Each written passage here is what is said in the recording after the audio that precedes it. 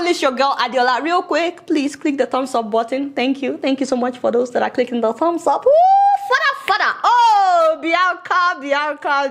Oh, my spirit prays for you. My mother in the Lord. My mother, Auntie Bianca. In case you're watching, I just want you to know I'm kneeling down for you on this right now. I don't know if you can see me under this table, mommy. I am kneeling down for you. Wow, mommy is a gently somebody. You see why I say that women should learn karate. Learn your karate. Learn how to defend yourself. Because even though we do not support violence on this show, but you just never know when some ebele will walk in front of you. You get what I'm saying? And and try to harass you. The devil is a liar. You see, this is why I devote time for karate on this show. I used to do karate up and down. Anyways, okay, you guys, you already know the story, you know. The outgoing first lady of Anambra State, a whole governor's wife, a governor's wife, you know, well, now former governor, woke up on the morning of the swearing-in ceremony of the new governor, the incoming governor, and decided to dress up just to get a dirty slap. Mommy, in case you are watching, why? You are not a child. You are a full-grown madam. For you to now walk with your two legs to somebody at an event and harass them publicly. Mommy, you get liver. Why? What were you expecting? Of course, you two must have history. You know, we are not even interested in your history. What we are interested in is how you conducted yourself that day. No one would have cared if you did not disgrace yourself like this. It looks like you are intimidated by Bianca. I don't know. Maybe because Bianca's dad was a gomino, you know. Her husband was the founder of a Biafra. Also, her husband was a gomino. You know, Ojukwu, the man was a gomino. No! So it looks like you must have been intimidated. Did you guys hear what Bianca said? She verbally attacked me with her voice raised, taunting me and asking me what I was there to do using unprintable, vile language. Wow, this is a serious something. I need some water, I beg. But I ignored her completely. Then she kept aggressively putting her hands on my shoulders and shouting. So according to Auntie Bianca, guys, move closer. Our madam, the outgoing first lady, was the first to touch her. I requested twice that she refrain from touching me with her hands.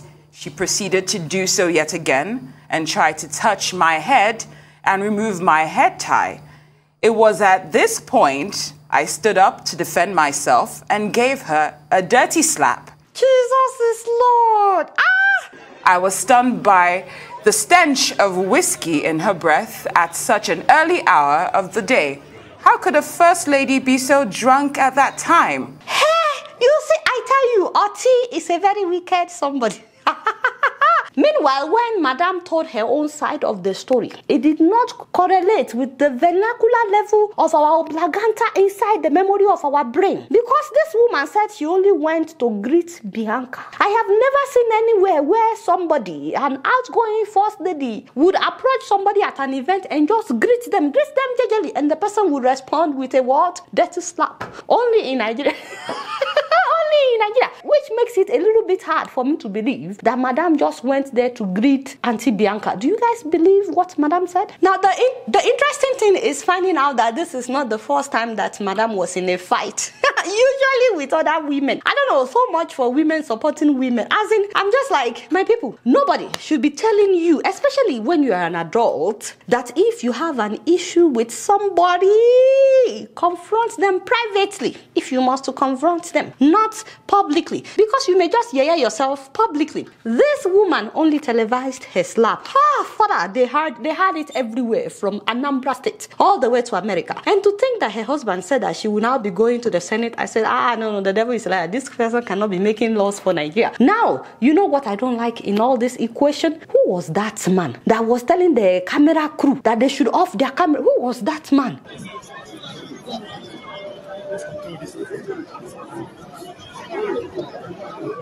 Please, camera off now.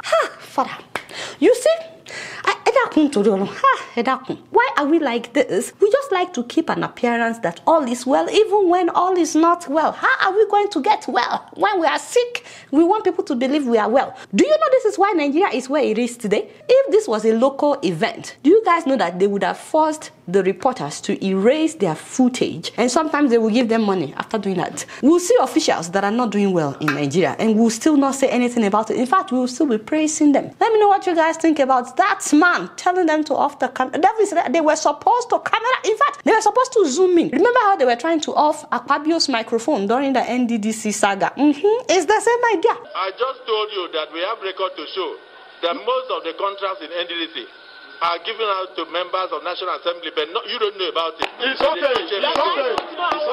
My people, let's start louding those microphones, Benny, and let us start zooming in our camera lenses, because these people, they don't want us to know what is happening. Yeah, people, we must shine our eyes. So, Jare, for Nigeria to better, we must shine our eyes. Let me know what you guys think about that slap. We had this here. I was trying to wake up when I had... You guys know I don't know much. Guess what? I'm just keeping it real.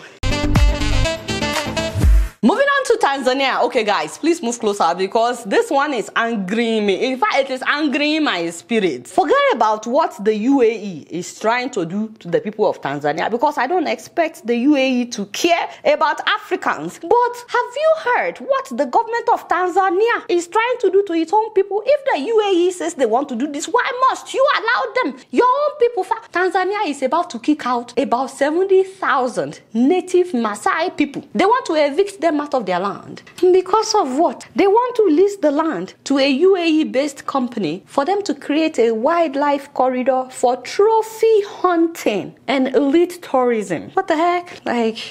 No, I need some kind of coffee or something. This is just too ridiculous. Of course, the people are protesting. Earlier on today, the Maasai people of Tanzania gathered to protest an effort to evict them from their own land. Have a look.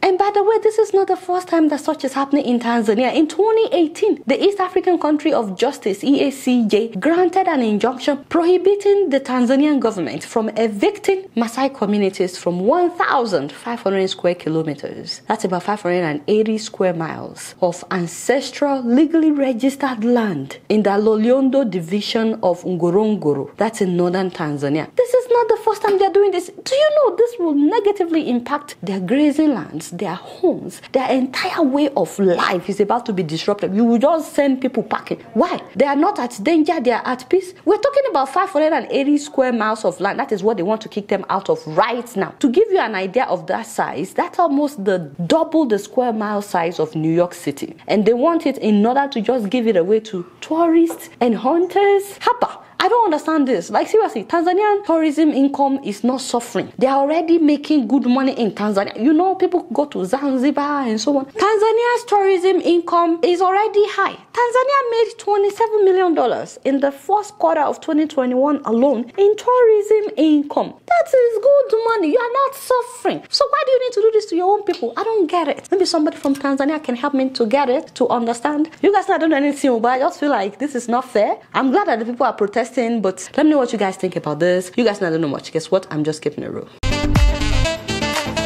Moving on to South Africa, guys. Well, okay, so there's a few countries in particular, but dominantly we are talking about South Africa with this story. So this doesn't just apply to South Africa. I'm sure it applies to Nigeria as well. But the World Bank submitted the study in early 2020, right around the time that COVID was threatening to shut everything down. And now in 2022, they are ready to release their findings. And it turns out that of all the countries in the world, they are claiming that South Africa is the most unequal country in the world. I'm like, ouch. South Africa is the most unequal country in the world, with race playing a key role in a society where 10% of the population owns more than 80% of the wealth. 30 years after the end of apartheid, race remains a key factor in South Africa's high levels of inequality due to its impacts on education and labor market.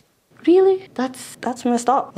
Wow. So one of the main key determining factors in this massive inequality is the race factor. That's not a big surprise. I mean, we all know, and we'll still come back to that. This particular research covered all available data from 1993 to 2017. And they found out that only 10% of the population of South Africans control more than 80% of the wealth of the entire country. And I just thought we should talk about that. What do you guys think? I've been to South Africa. You know, you go to South Africa and you see like really nice fancy areas that you would think that you were in the US or that you were in Australia, like for you when you're in some part of South Africa, and then you go to like the townships and you're like, what is happening here?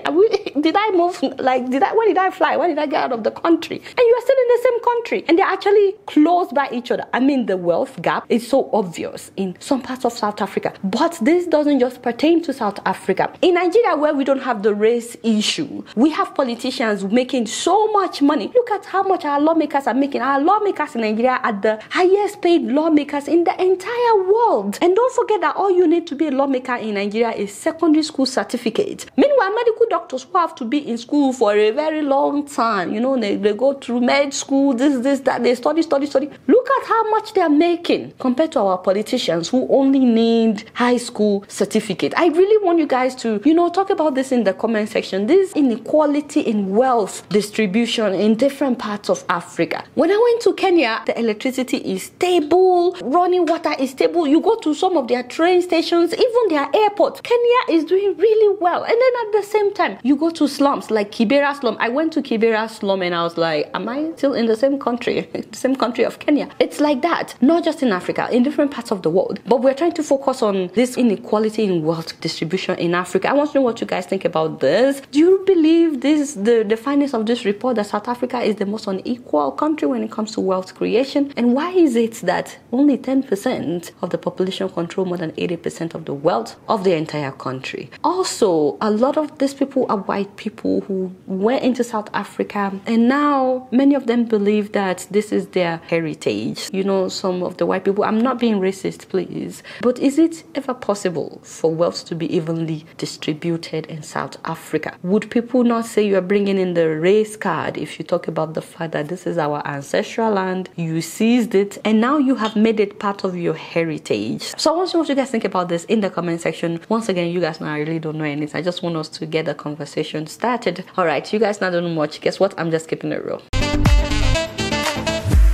So before I leave, guys, Easter is coming. Hey, Easter is coming. If you have any loved one in Nigeria or Ghana, send them some kind of grocery this coming Easter. Next month is Easter. Help Me Waka is waiting. They are waiting for you to call them just so they can say, you placed your order, so they can start doing what? They can start to waka for you. This is their new phone number, by the way. Please call their new phone number if you need to call them, or you can just go on their website, helpmewaka.com. Place an order. You can even deliver cake to the doorsteps of your loved ones on Easter. Then deliver grocery. You know, turkey. People want turkey for Easter. I want turkey for Easter.